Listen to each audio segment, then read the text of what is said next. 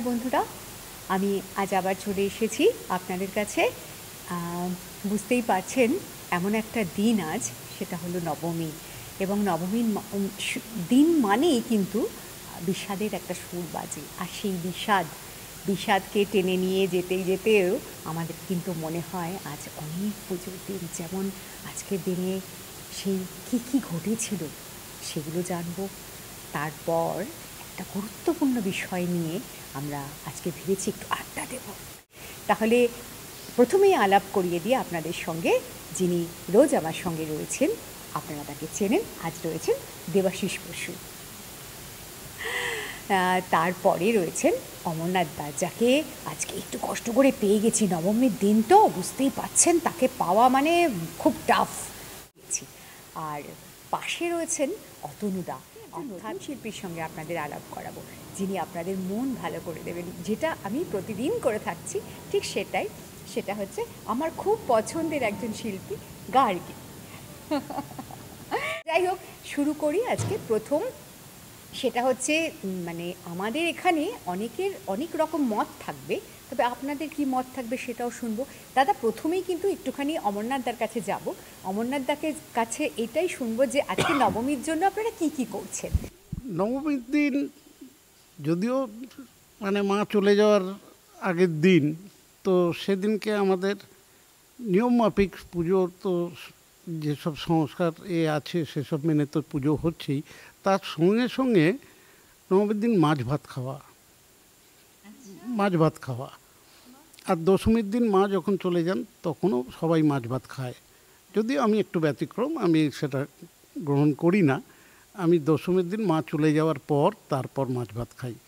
তো নবমীর দিনে আলাদা কিছু নয়, পুজো আশ্রা সব কিছু যা নিয়ম কানুন মেনে চলতে থাকে। দেখতে একটুখানি চলুন, দেখে নিই আজকে প্রবাসী বাঙালিরা লন্ডনে কি করছেন, কি করলেন, পুজোটা কিভাবে কাটালেন।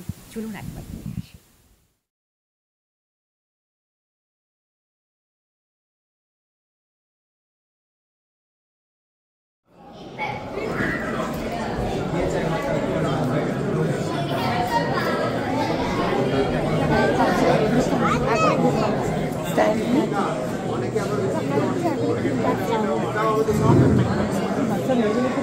তিনবার মন্ত্র পড়া হবে, ফুলটা একটু হাতে রাখবেন, আমরা তারপর কালেক্ট করে নেব। তারপর প্রণাম মন্ত্র বলুন। ওম বিষ্ণু, ওম বিষ্ণু, ওম বিষ্ণু, ওম অপবিত্র পবিত্র বা সর্বাবস্থান গতোপি বা যৎস্বরৎ পুণ্ডরিকাক্ষং সবাচ্ছাভ্যন্তর শুচি নমো সর্বমঙ্গলম মঙ্গলম বরেণ্যং বরদং শুভম নারায়ণং নমস্কৃত্য সর্বকর্মাণি কারয়েৎ।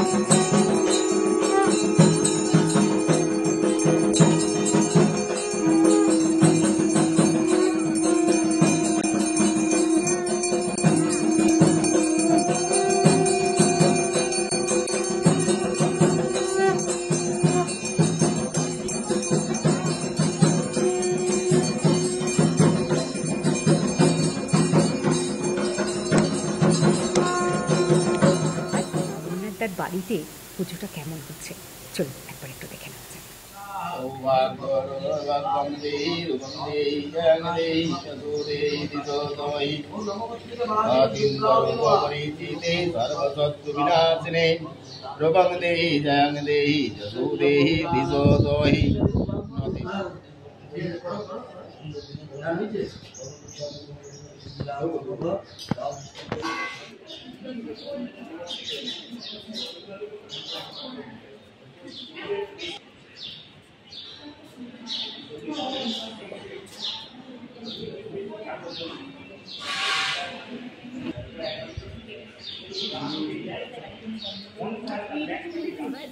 আমরা কিন্তু আমাদের পুজোর মূল আড্ডায় ফিরি, অর্থাৎ একটু আড্ডা না দিলে ভালো লাগছে না, অনেকক্ষণ ঠাকুর দেখেছি না, তো সেই জন্য একটু আড্ডায় ফিরে এলাম। তো এবার সরাসরি চলে যাব আমি অতনুদার কাছে। একেবারে নবমী, ভালো দিনেই এআই নিয়ে যে আড্ডাটা নির্বাচন ঠিক হয়েছে। এই কদিন দুর্গাপুজোর প্রচুর ছবি বেরিয়েছে, ম্যাক্সিমামই হচ্ছে প্রেমিক প্রেমিকা যুগল বা তাদের দলবলের। কারোর ছবি দেখে বাড়িতে কেউ খেপেও যেতে পারে, এরকমও ছবি বেরিয়েছে। আমার কাছে খবর আছে যে মেয়েটি দুর্গাপুজো দেখতেই বেরোয়নি, সে দেখা যাচ্ছে বিভিন্ন রেস্তোরাঁয় বন্ধুদের সঙ্গে খাচ্ছে, তার প্রেমিকের সঙ্গে হাত ধরে কলেজ স্কোয়ার থেকে বেরোচ্ছে। এরকম ঘটনা বাস্তবিকই মেয়েটি দুর্গাপুজোতেই বেরোয়নি। এই যে এআই নিয়ে নিপা যে প্রশ্নটা বা আড্ডাটা করছে, আমি বলি ফটোগ্রাফি একটা বিরাট চ্যালেঞ্জের মুখে পড়ে গেছে। এই মাস সেপ্টেম্বর, দেখতে দেখতে বছর চলে যাবে, নতুন বছর 26 অলরেডি উঁকিঝুঁকি স্টার্ট করে দিয়েছে। আমার মনে হচ্ছে আমার নিজের ফটোগ্রাফি কেরিয়ার পূর্ণ হবে এই নভেম্বরে 50 বছর। আর আমার একটা ছোট্ট দল আছে, আমাদের একটা ছোট দল আছে থার্ড আই, সে পড়বে 40 বছরে। 40 বছরের একটা দল, 50 বছরের একটা কেরিয়ার, তার বিভিন্ন চড়াই উদ্রাই গেছে, জোয়ার ভাঁটা এসছে, খুব স্বাভাবিক নিয়মে, জীবনের ছন্দেই। কখনো জয় এসছে, কখনো পরাজয় এসছে, কখনো একাধিক পরাজয় এসছে, একাধিক জয় এসছে, এরকমভাবে চলেছে।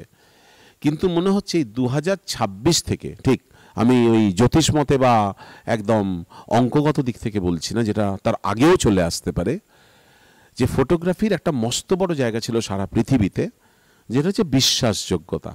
যে কোনো কিছু হলে এই দেখো, এই ছবিতে এই দেখাচ্ছে, এই গেছো, এই বাজারে ঘুরছিলে, এই রাস্তায় ঘুরছিলে, এই সময় থাপ্পড় মেরেছিলে, এই সময় আমাকে চুমু খেয়েছিলে, সব কিছু। এআই যেটা গন্ডগোল করে দিচ্ছে, আর বিশ্বাসযোগ্যতার জায়গা থেকে এআই যেটা সবচেয়ে আগে কেড়ে নিচ্ছে, ফটোগ্রাফির ক্ষেত্রে বলছি, একটা একটা এভিডেন্স, গুরুত্বপূর্ণ এভিডেন্স, যে কিছু হলে ছবিতে দেখিয়ে দেবো, তোলো। এখনও দেখবে কোনো কিছু হলে বলে যে রেকর্ডিং করো, ভাইরাল করে দাও। সে পুলিশ ঘুষ খাওয়া থেকে আরম্ভ করে কোনো নীতি দুর্নীতি যে কোনো জায়গা, আগামী বছর সেই জায়গা নয়। যা যা ঘটেনি সেইগুলোই ঘটে যাবে। যেমন ধর একটা বলছি, তার আবার কুফল সুফল দুরকম আছে, এইটা একটা জায়গা। তার ফলে এই যে বললাম, যে ধরো সত্যি বাড়িতে না জানিয়ে, সেটা ভালো কি খারাপ বলছি না, প্রেমিকার বা প্রেমিকের সঙ্গে বেরিয়েছিল, সে বলতে পারে ওটা এআই করে দিয়েছে বাস্তবের ছবিটাকে। আর কেউ সত্যি বেরোয়নি, তাকে প্রমাণ করে দিল যে সে বেরিয়েছে, বাবা মার বা ভাই বা তার আসল প্রেমিকের বাদ দিয়ে, যে তাকে চাইছে পাচ্ছে না, তার সঙ্গে বলে তুমি তোর সঙ্গে তো বেরো। কলেজের ক্ষেত্রে তো গাদা গাদা গন্ডগোল হয় এরকম ধরনের। তাতে না তোমার যা সরিয়ে আছে, ধরো আমরা এখানে 5 জন বসে রয়েছি, এক্ষুনি দেখা যাবে এই আমাদের যা যা গুগলে স্টোর হচ্ছে তার উপর সে কাজ করছে। কোনো তথ্য যদি আমার ওখানে এবং ছবি ওখানে জড়ো হয়, সে সেটাকে নিয়ে পারমুটেশন কম্বিনেশন করে সব করে। কেমন ধরো আমি বললাম অমরনাথদা কোনো বন্ধুকে হলে আমি কী করে যাব, আমি তো সেদিন এখানে অনুষ্ঠান চলছিল, এক্ষুনি অমরনাথদাকে ভ্যানিশ করে দিয়ে আরেকজনকে বসিয়ে দেওয়া যাবে। আমি বললাম যে আমি তো ছিলাম না, ওখানে বসে আছে সৌগত, দেখেন আমার জায়গায় সৌগত বলছে। এই রকম ইভেন একজনকে বলে তুমি নিপার সঙ্গে অনুষ্ঠানে বসেছ, ধরো তোমার খুব শত্রু, আমি কোথায় নিপার সঙ্গে বসেছি, আমি নিপার সঙ্গে বসে মমতা শঙ্করের সঙ্গে বসেছিলাম। এই রকম একটা পরিবর্তন। এর মধ্যে কদিন আগে আমি বলছি আসল জায়গাটা যাচ্ছি, দোল পূর্ণিমা আমি ছিলাম, আরেকজন যোগ হয়ে যাচ্ছে। আমার এই যে ভয়েস চলছে, তুমি জানো তো যে কোনো আজকে আমরা মোবাইলে যা কথা বলি সবটাই রেকর্ডেড হয়। ওখান থেকে একটুখানি যদি তোমার ভয়েস স্যাম্পল হয়, ধরো আমি প্রচুর এই অনুষ্ঠানগুলো যাচ্ছে, আমার ভয়েস স্যাম্পল পেয়ে গেল, আমার ভোকাবুলারি, আমার স্টাইল, আমার সব কিছু পেয়ে যাচ্ছে, ও সেই অনুযায়ী বসিয়ে দিচ্ছে। আমরা একটা আমবাগানের তলায় খেতে বসেছি, তো আমায় বললো তোমায় কিচ্ছু করতে হবে না, 2 মিনিটের একটা ভিডিও দেখাচ্ছি। পরিষ্কার দেখছি আমি খাবার তুলছি, এ করছি, আমবাগানের ওখানে যেন এই যেরকম ক্যামেরা প্যান করলে হয় সেই শট। বললো এটা বিনা পয়সা। সেকেন্ডের মধ্যেই আমার এবারে লাস্ট দোলযাত্রায়। এবার আসছে আমি যেটা বলছি যে সকলকে, যে আর কোনো কিছু থাকবে না, কোনটা সত্যি কোনটা মিথ্যে। মিথ্যের দিক দিয়ে সত্যি আসতে পারে, সত্যির দিক দিয়ে মিথ্যা আসতে পারে। এবার জানবে কি করে? আগে একটা কোনো কিছু হলে কোর্টে বলতো যে দেখি সাপোর্টিং এভিডেন্স, স্ট্রং এভিডেন্স হিসেবে হচ্ছে ফটোগ্রাফস। সম্পূর্ণ তার চরিত্র হারাচ্ছে। এটা গেল ফটোগ্রাফির। এবার হচ্ছে অন্য দিকের কথা। কীরকম? ধরো আমি জীবনে সব করেছি, একসময় সাংবাদিকতা করেছি, একমাত্র কবিতা লিখিনি। আমি আমার এই জীবনে বলছি এখন কবিতাটাই বেশি পড়ি, অন্য কোনো পড়া কম হয়। আমি মজা করে বলি, সেটা আলাদা। আমার বয়স বাড়লে মনে এরকম হয়, এবং ক্রিয়েটিভ ফিল্ডে থাকলে আলাদা প্রসঙ্গ। আমার এইরকম বয়সে এসে মনে হলো আমি একটা কবিতা লিখব। কেমন? আমি এই সময় কবি। আমি বললাম যে আমার জয় গোস্বামী ভাল লাগে, আমার সুবোধ, তাদের মানে সকলের সঙ্গে সকলে যতই সংঘাত থাকুক না কেন, আমার শ্রীজাতকে ভাল লাগে। আমি বললাম এআইকে যে আমি আমার একটা ভাবনাটা দিয়ে এই 3 জনের, তাতে সুবোধ সরকারের গন্ধ থাকবে, জয় গোস্বামী থাকবে, শ্রীজাত থাকবে, সবাই থাকবে, এরকম কবিতা করে দাও। করে দেবে। এইবার বললাম কবিতাটা পাঠ হবে কি করে? দেবাশিসদা বসে আছে। দেবাশিসদার গলার আমি একদম মন্ত্রমুগ্ধ একজন ফ্যান, খুব স্বাভাবিক। আমার দেবাশিস বসু লাগবে। বললো কত পার্সেন্ট ভাই? 80%। বললো আর কার? আরেকজন বললাম গানের ফেরিওয়ালা রাজা আছে, ওর দিয়ে দাও 20%। বললো তাই দিয়ে দিলাম। এইরকম একটা কবিতা তুমি শোনারই বলে দারুণ তো, তুমি বুঝতে পারছো না, মিক্স হয়ে গেছে। তুমি 3 জনেরই গন্ধ এমনভাবে কম্পাইল করেছে, এবং বলছে দেবাশিস দানা খানিকটা বলছে আরে একটু রাজা রাজা গন্ধ লাগছে, মন্দ নয়, এই কম্বিনেশনে কিছু এসছে, খুব ভালো। তোমার ব্যাপক খ্যাতি, যা একটা নতুন এলো, নতুন যুগের ওই তোমাকে চায়ের মতো একদম কালোজয়ী কিছু একটা সৃষ্টি হয়েছে, গেল। তুমি খুব খুশি, হেভি চাপড়া চাপড়ি, পিঠ চাপড়া চাপড়ি, সম্বোধনা সব ঘটে গেল। এইবার তার বিপদ আছে। গানটা আমার কাছে এলো, এই কবিতাটা আমার কাছে এলো, আমি শুনছি। শুয়ে এবার এআইকে বললাম যে এআই তুই একটু দেখো তো, এই কবিতাটার মধ্যে এই যে অতনুপাল দাবি করেছে এত রকম আছে, ওনার কতটুকু আছে। ও ফ্র্যাকশন অফ এ সেকেন্ড বলে দেবে আমি জয় গোস্বামী থেকে কতটা নিয়েছি, সুবোধ সরকারকে নিয়ে কতটা নিয়েছি, শ্রীজাত থেকে কতটা নিয়েছি, দেবাশিস দার থেকে কতটা নিয়েছি, আর রাজার থেকে কতটা নিয়েছি। তার মানে একই সঙ্গে তুমি যে চুরি করে একটা কম্পাইল করে দারুণ বাহবা পেয়েছিলে, তুমি যে একটা উৎকৃষ্ট জাতের চোর, যে তোমার 1% ইনভলভমেন্টই নেই, এই বের করে দেবে। এইটাকে নিয়ে সারা পৃথিবী এখন তোলপাড়। এবার থার্ড আইয়ের পুজোটা একটুখানি দেখা বাকি আছে। এবার একটু দেখে নিই থার্ড আইয়ের ছোট ছোট ছেলেমেয়েরা যারা সারা দিন রাত ঘুরে ঠাকুর ছবি তোলে, সেই ছবিগুলো কেমন।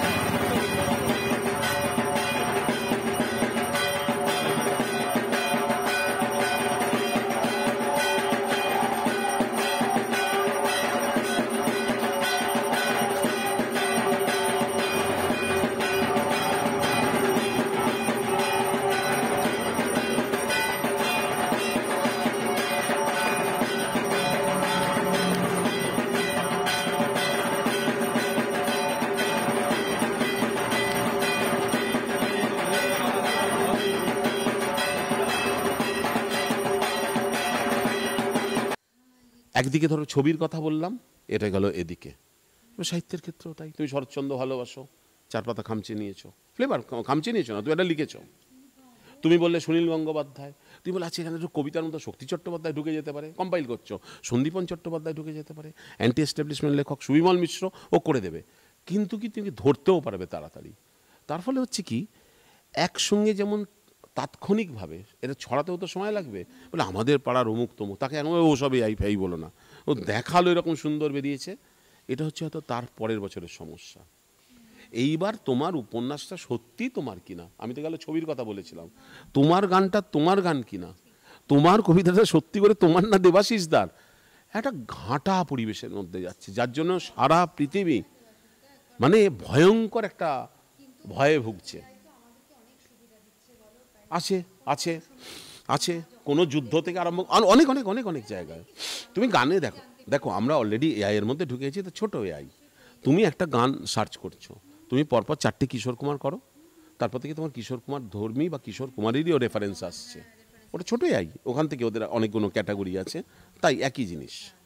তুমি বানান স্পেলিং ঠিক করছো, তুমি অতনু করতে গিয়ে অতুন করে ফেলেছো, ও দেখবে অতনু তোমায় সাজেশন দিচ্ছে। এআই, ছোট এআই। এইভাবে যে যে জায়গা, তা আজকে যেটা বলি নবমীর রাত্রি, যে সৎ এবং অসৎ, যে ঠিক এবং বেঠিক, সারা পৃথিবী বলছে এটা উদ্দেশ্য। আমার ধারণা যেমন বিভিন্ন দেশে সিনেমা সেন্সরশিপ আছে, সব জায়গায় সমান না। এআই নিয়ে আমার মনে হয় পৃথিবীতে একটা বড় সেন্সরশিপ আসবে, না হলে পৃথিবী যেটা হারিয়ে ফেলবে বিশ্বাসযোগ্যতা আর হচ্ছে তার, আমি ইন্ডিভিজুয়ালিটি বলি একটু ডিপেস্ট বা ওই অর্থে আর কি, যে আমি কী করে, আমি কি গোয়েন্দা হতে পৃথিবীতে জন্মেছি? আমি তার পেশাকে ক্ষতি বলছি না, যে আমি সারাক্ষণ, ধরো তুমি আমাকে একটা চিঠি লিখলে, আমার মনে হচ্ছে ও লিখেছে, নিপা চিঠি লিখেছে, তুমি না, ওটাও এআইয়ের সাহায্য নিয়েছো। যে একটা লাভ লেটার দরকার, তাতে প্রেম থাকবে, কি সিকোয়েন্স এতটা থাকবে, তোমার সঙ্গে কবে বেড়াতে যাব, ও বিভিন্ন রেফারেন্স থেকে একটা চিঠি দিয়ে দিল। চিঠি দেখে প্রেমে পড়া আমি জয়পুরিয়া কলেজের ছেলে, তুমি জানো। ঘটনাচক্রে আমার হাতের লেখাটা ভালো বলে কতজনের প্রেমপত্র লিখেছি কল্পনার বাইরে, এবং একটি তো অঘটনই ঘটতে চলেছিল। কেমন আমি বলছি, আজকে যে অবস্থাটা আসছে, তুমি ভাবো তো কী ভয়াবহ জায়গা। তার ফলে আজকে নবমীর দিন এরকম অন্য কোনো না, নতুন প্রযুক্তি আসবে, নিশ্চয়ই সদর্থক কিছু নিয়ে আসবে, কেমন। কিন্তু এটা এমন একটা প্রযুক্তি, সারা পৃথিবী কাঁপছে, যে জায়গাটা হচ্ছে বিশ্বাস কোনো কিছু থাকবে না। তুমি তোমার প্রেমিকার সঙ্গে কথা বলোনি, তোমার বরকে শুনিয়ে দিচ্ছে সে, তুমি একজন প্রেমিকের সঙ্গে কথা বলছো, কি এআই দিয়ে সবসময় চেক করতে পারবে? তারও তো আবার কিছু উল্টোপাল্টা দিক আসবে। একটা আমাদের বলে যে বিশ্বাসে যদি ফাটল হয়, ওই আয়নার ফাটলের মতো, সব মুছে গেল, প্রমাণ হলো, হঠাৎ একটা অকারণে তোমার একটা ক্র্যাকের দাগ চলে রয়ে গেল, সেটা কি আমাদের পক্ষে খুব শুভ হবে? আমি তোমাকে একটা ছবি দিলাম, তোমার মনে এটা কি অতনু পালেরই তোলা? তার মানে ন্যাশনাল জিওগ্রাফিটা তার মানে অন্য কোনো জায়গা থেকে নিয়ে করা? হ্যাঁ, আমার না, একটু অদল বদল করে ওই ফ্লেভারটা রইল। সূর্যমুখী ক্ষেতের মধ্যে দিয়ে একটা মেয়ে উড়ন্ত ফড়িং বা প্রজাপতির মতো যাচ্ছে, তুমি বলে আমার খুব ভালো লেগেছে, বলে আরেকটু কিছু করে দাও তো, বলে আচ্ছা কটা প্রজাপতি উড়িয়ে দেবো, দিয়ে দাও। আচ্ছা ওখান দিয়ে কোনো একটা গরুর গাড়ি নিয়ে পাশ দিয়ে কেউ যাচ্ছে, করে দেবো, করে দিল, কিন্তু ধাঁচাটা আমার। এবার যখন একে দিয়ে বলো আচ্ছা টোটাল ছবিটার মধ্যে 85% অতনু পাল আছে, 15% এইগুলো ধারণা আছে, কোনো ফটোগ্রাফার নেই, ওখান থেকে কালেক্ট করেছে, কার থেকে কালেক্ট করেছে কেউ জানে না, কিন্তু মৌলিক নয়, তোমার নয়, ওই জায়গা থেকে যাবে। মা দুর্গার সামনে আমরা কথা বলছি, বললো সেদিন ওখানে দুর্গা পুজোই হয়নি। আরেকটা উল্টো, আমি কথা বলছি এখানে, বললো অতনু তো দাঁবাড়ির পুজোয় ছিল না, তো পালবাড়ি, এই দেখো না পেছনে পালবাড়ির পুজো, ঠাকুর পাল্টে গেছে সেকেন্ডের মধ্যে। মানে বিশাল সময় না, এই যে এডিট করতে, যে বন্ধু এডিট করবে, এদের কম চ্যালেঞ্জ? এডিট নামক জায়গাটাই পাল্টে যাচ্ছে সম্পূর্ণ। তো এবার দেখা দেখি সব, তুমি বললে তোমার মুখের আদলটা দেখলাম, স্ট্রাকচারটা, আমি সুচিত্রা সেন বা পাউলি দামের কাছাকাছি যাব, এক্ষুনি করে দেবে, শ্যুট করার পর হয়ে যাবে। এই আর মেকআপের আবার তাদের জগৎ আবার একটা চ্যালেঞ্জের মুখে, যে এত মেকআপের দরকার নেই। অমরনাথদা বসে আছে, আমি মজা করে বলছি, বলে উৎপল দত্ত বানিয়ে দাও, সেকেন্ডের মধ্যে বানিয়ে দাও, আমারটা একটু সময় লাগবে, হয়তো 2 সেকেন্ড, অমরনাথদাটা 1 সেকেন্ড, স্কেলিটন বা প্যাটার্নটার ওই রকম জায়গা থেকে। এটা নিয়ে আমরা এতে, আর তার থেকেও বড় কথা, যারা আমরা জাজমেন্ট করি, আমি কি করে তার মানে কৃতিত্ব বিচার করব? সেটা আদিম যুগে সেই কে কার বাবা, কে কার কন্যা, কে কার পুত্র কেউ যায় না, সেই পশু জগতের মতো। সে তার ঠিক আগের জেনারেশনে বাবা ছিল না, মেয়ে ছিল না, ভাই ছিল না, বোন ছিল, কিচ্ছু জানে না। তার ফলে যারা সমাজতত্ত্ববিদ আছেন, অন্যান্য আছে, সব জায়গা চিন্তিত, খুব বিশাল বিশাল খরচা হচ্ছে চারদিকে, যেটাকে কোনো কোনো জায়গায় অবশ্যই একটু দুর্বল দেশগুলো আগেই ব্যান করে দেবে, দেশে এআই ঢুকতে দেবো না, কিন্তু প্রযুক্তিটা মানবে। আজকে কি কোনো পৃথিবীতে কেউ বলতে পারবে যে আমার এখানে এলইডি বাল্ব ঢুকবে না? আমি বললাম আমার দেশেতে ডিজিটাল ফরম্যাট ঢুকতে দেবো না, আমি ফিল্ম ফরম্যাটে কাজ করব। এই নিয়ে যাই হোক, আমি ভারী করছি না, আমি বলছি সবাই যেন ভাবে। আর যেহেতু তোমাদের একটা জাহ্নবী অনেক ধরনের অনুষ্ঠান করে, যে এবার সব অভিভাবক থেকে আরম্ভ করে সবাইকে ওই সত্যি বলে কি সত্যি কিছু আছে, এই রকম একটা চ্যালেঞ্জের মধ্যে আমরা পড়ে যাচ্ছি। তার ফলে হঠাৎ করে আমরা বলি না তাৎক্ষণিক প্রক্রিয়া, মানে প্রতিক্রিয়া, এখন থেকে আমাদের সতর্ক হওয়ার, আগে থেকে যদি আমরা কনসাস থাকি, কসাস থাকি যে এরকম কোনো কিছু হতে পারে, হবে না বলছি না, কিন্তু এটা একটা বড় জিজ্ঞাসার মধ্যে, এটা বিশ্বাসযোগ্য তো, এই হচ্ছে একটা জায়গা। অনেক গন্ডগোল, আমি আর বলছি না, এই নিয়ে বলতে গেলে বিস্তর, মানে আমি খুব সারফেস এরিয়া থেকে কথা বললাম যে এখন থেকে মানুষ যদি সতর্ক হয়, যে ধরো তোমার কাছেই এলো যে তোমার কর্তা এই সময় কাউকে নিয়ে ঘুরছে, তুমি আগে ছবি পেলে কি করতে? সঙ্গে সঙ্গে রিয়াক্ট করো না, তার বিশ্বাসযোগ্যতা অমুক তমুক। এবার ধরো সত্যি করে তোমার ঘুরছে, তাকে তো আবার বেশি সময় দিয়ে ফেলছো, তুমি ভাবছো সবটাই বাস্তবে সে ঘুরছিল। আমি এই জায়গাটা বলছি যে এবার একটা নতুন কি যুগ আসবে জানি না, আমি ওই বিদ্বান বা পণ্ডিত কিছু না, আমি আমি আমার নিজের ফিল্ডের দিক দিয়ে বলছি যে মহা সমস্যা হচ্ছে যে যদি বলে যে তুমি কি করে বিচার করছো অতনুদা, এই ছবিটা তারই তোলা, সবার মধ্যে ব্যবসা বাণিজ্য সব কিছু এইরকম আর কি। তোমার কিছু না, কথার ভিতরে কথা বাড়বে। তা যেটা বলার, আমি বলি জাহ্নবী একটা অত্যন্ত সচেতন একটা মাধ্যম, সমাজের মঙ্গল চায়, মানুষের মঙ্গল চায়। আজকের এই নবমীর দিনে হয়তো আবার নতুন করে কেউ যদি একটু ভাবনা চিন্তা শুরু করে, আমার মনে হয় দশ এবং দেশের সকলেরই ভালো হবে, এতটুকুই। এআই সম্বন্ধে তো আজকে আলোচনা করছি আমি, তুমি দেখছোই তো, সেটা নিয়ে তোমারও অনেক কিছু বলার আছে, সেটা আমি জানি। তুমি মনের মধ্যে মানে বসে বসে ভাবছো যে এবার কোনটা বলা যায়, এবার কি বলা যায়, এটা মনে মনে ভাবছো, সেটা আমি জানি। তো যাই হোক, তো সেটা যদি তুমি একটুখানি বলো যে অতনুদা যেটা বললেন, সেটা এই যে অতনুদার মুখ থেকে আমরা অবশ্যই বেশিরভাগটা জানতে পারলাম যে যাতে মানে মানুষ একটু সচেতন হয় বা ইত্যাদি, এই জিনিসটা তুমি যদি একটুখানি বলো এর সম্বন্ধে, যে তোমার ভিউটা আর কি। আমার তো মনে হয় এআই আর এটা পুরাণ থেকে হচ্ছে, সোনার হরিণ নয় কি বলতে পারা যায়। অতনু ফটোগ্রাফি করেছে, একটা খুব সুন্দর লেখা পেয়েছিলাম।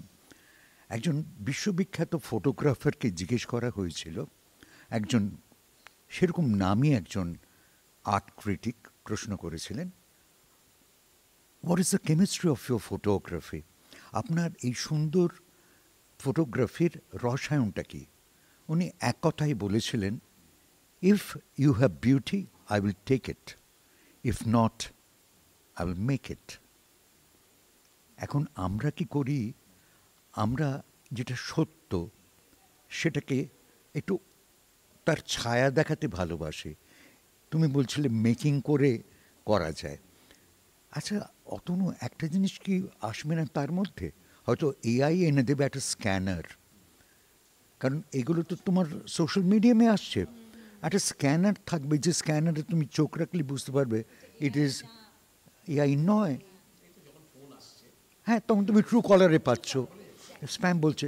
তেমনি এরকম একটা গ্যাজেট আসবেই, কারণ দেখো নয় কখনো হয় না, তাই না?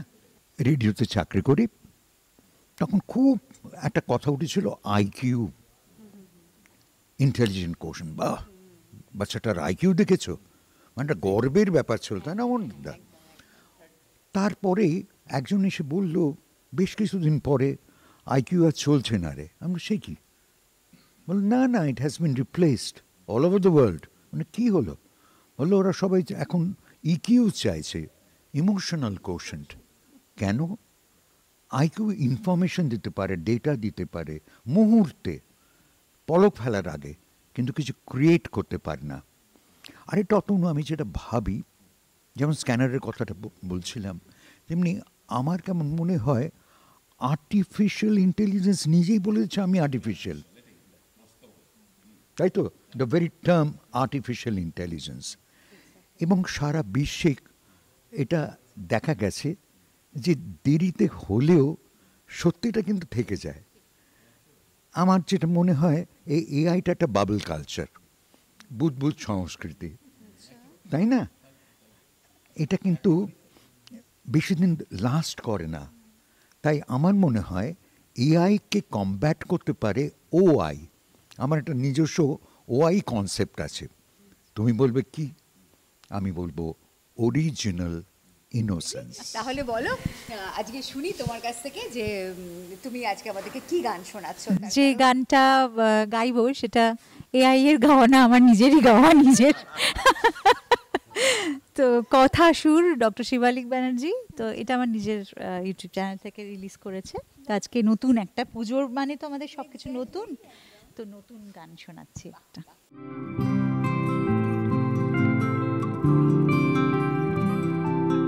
একটু একটু আকাশ আর শেষ বিকেলের আলো, চোখের পাতার কাজল মায়ায় লাগছে তোমায় ভালো। ফিরছে বাসায় পাখি, মুছে রোদের গন্ধ ডানার, ঘামে ভেজা দিন ধূসর রঙিন গল্প তোমার আমার। সেই গল্প মনের বিপ্লব হবে শহরে গঞ্জে গ্রামে। তুমি আবার কখনো লিখবে চিঠি বন্ধ ঠোঁটের খামে। সেই গল্প মনের বিপ্লব হবে শহরে গঞ্জে গ্রামে। তুমি আবার কখনো লিখবে চিঠি বন্ধ ঠোঁটের খামে। ঝরা পাতারও বলবে সেদিন তোমার আমার কথা, হাসি কান্নার জল রঙে আঁকা জীবনের রূপকথা, হাসি কান্নার জল রঙে আঁকা জীবনের রূপকথা।